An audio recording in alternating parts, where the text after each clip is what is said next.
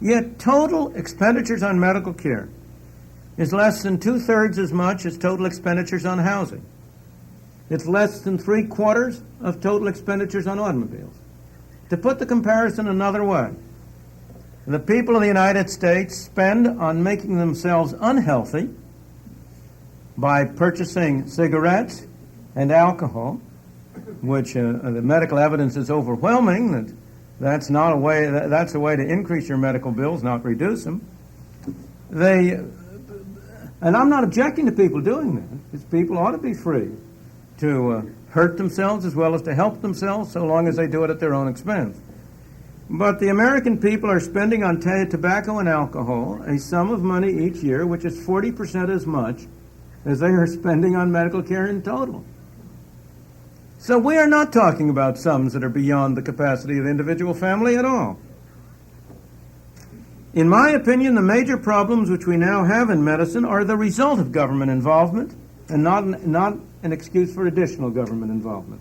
And in my opinion, the right cure would be all the way no government regulation, no government subsidization, and to take the point which will shock most of you, and yet which is equally important, no licensure of physicians. That point is included because of the necessity of reducing and eliminating the monopoly power of the American Medical Association. That monopoly power has derived almost entirely from the fact that the practice of medicine is an activity which can be engaged in only by those who have licenses from government. And the control over that licensure procedure is what has enabled the American Medical Association to exercise its monopoly power for these many decades. I realize that this is a shocking statement to most of you. I realize that in the few minutes at my disposal I cannot persuade you of it. I only suggest to you that it is not a random, casual comment which is not based on considerable evidence, considerable examination of the effects of this procedure. You will find a full discussion, a full case for this argument in I hate to advertise myself. You know, we hate it, but we love it. In a book which I wrote with the assistance of my wife some 16 years ago called Capitalism and Freedom, in which there is a chapter on licensure of occupations, and in which I discuss such things as the licensure of beauticians, morticians, professional wrestlers, and the like. But there's no point knocking over straw men. The strongest case in favor of licensure is in the field of medicine, and therefore I examined in detail that case and found it wanting. And I only want to suggest one thing to you, and particularly to the physicians who are in this room. If I say to you, do you favor the kind of monopolistic practices which the American Medical Association has followed over the past 40, 50 years? I suspect that most of the physicians would say, no, I oppose them.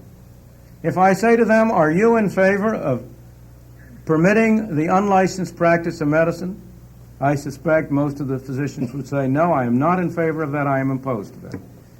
I just urge on them that they better choose which of those propositions they want to believe. They cannot believe both, because to believe both is to say that 2 and 2 make 5.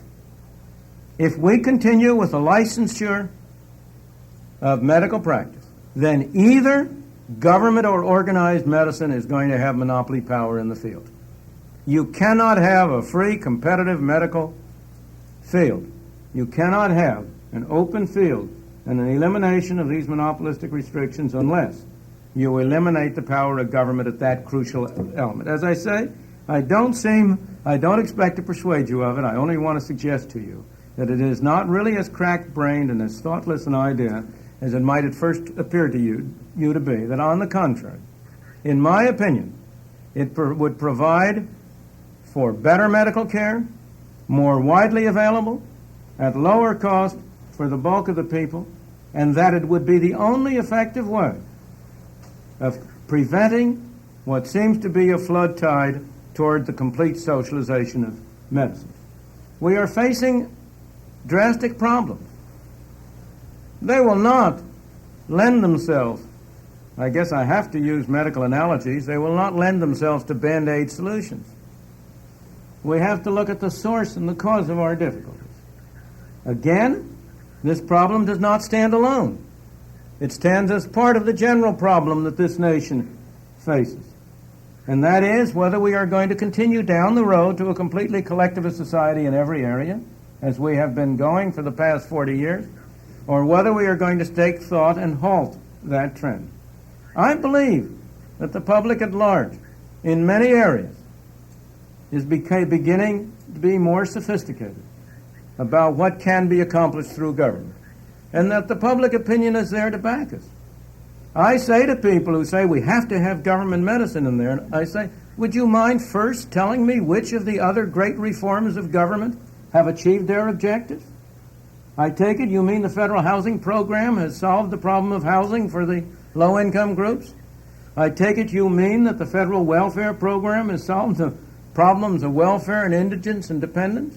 That federal urban renewal and housing and reconstruction programs have solved the problem of urban blight? Well, the people, after all, are catching up. So I think it is not entirely hopeless that we can stop this march and turn it back. Thank you.